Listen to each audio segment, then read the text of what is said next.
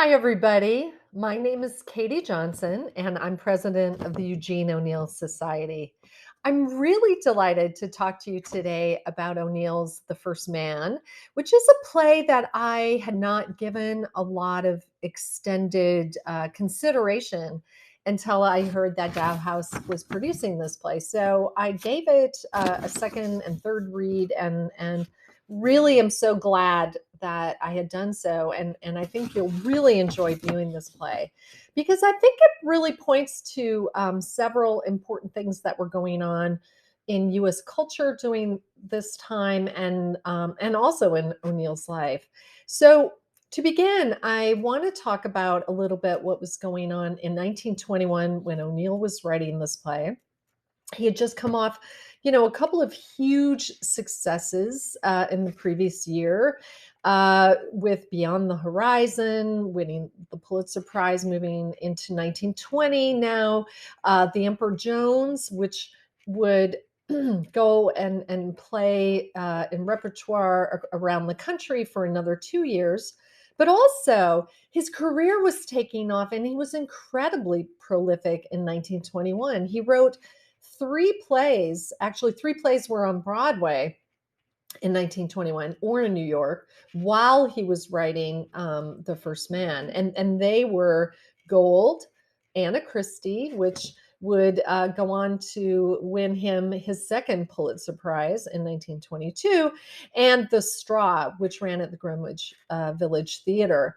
So in 1921, O'Neill turns to this play, and um, it's also very important for what's going on in US culture in terms of some of the thematics in the play.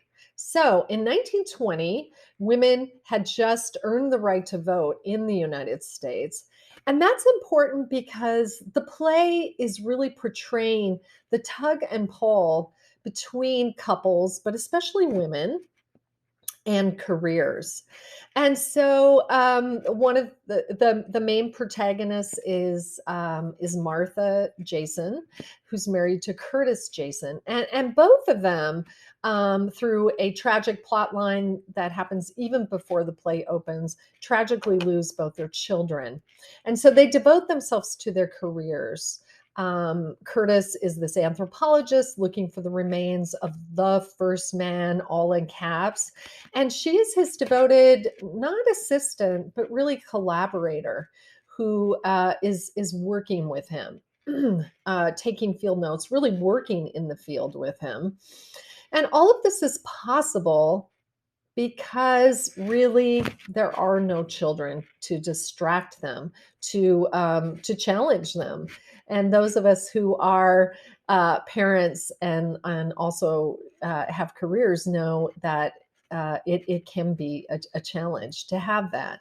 And so 1921 is also the year that O'Neill pays his first alimony payment to his first wife, Kathleen Jenkins, for the child that he really abandoned, Eugene Jr., um, and who he would go on to develop a relationship with. But this play, The First Man, is really wrestling with what it means to acknowledge your children, to want them, and in fact, the notion that you might want to reject them.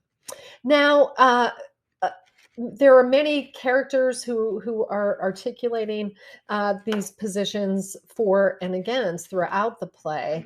One of the most interesting characters to me is the character of Lily, a youngish 25-year-old modern woman who strikes me as like the continuation of Vivi Warren from Shaw's Mrs. Warren's Profession. She was, if you recall that character from that iconic play, she is a new woman. And how do we know this? She has modern views and she smokes.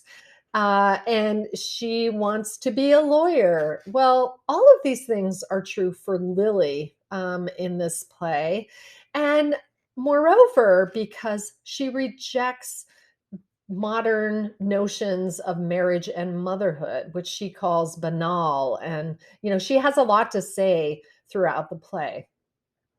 So she stands in contrast to some of the other characters, including Martha, the one of the main characters, the married couple, the Jasons, um, who is wondering whether motherhood won't complete her.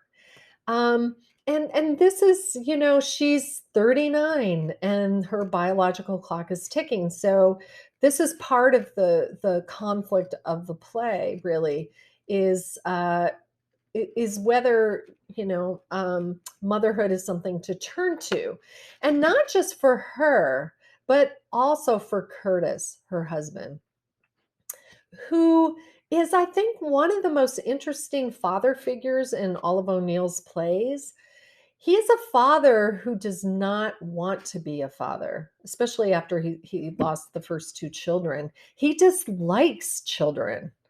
And, it's interesting because normally in O'Neill's plays, we have the flip sort of conflict between fathers and sons. We have sons who have this do edible battle with their fathers. We can name several plays that do that. But for them, it's really the father who does not want to have a child. And so, and what happens, not to give too much away, what happens when one is faced with that, when Curtis is faced with that. And I will just end by observing that this is incredible irony, because Curtis Jason in the play is digging for the remains of the first man, digging for bones and skeletons. And what O'Neill reveals is really maybe some of his own bones and skeletons and his conflicted feelings as a writer who's trying to carve out time to be the great writer that he is and will become, but also, thinking about perhaps leaving his family, abandoning his children, which will happen in a couple years, 3, 4, 5 years after the first man. So I hope that you enjoy watching this play, that you can look for some of these themes, and for the wonderful directing by Eric Fraser Hayes. Enjoy.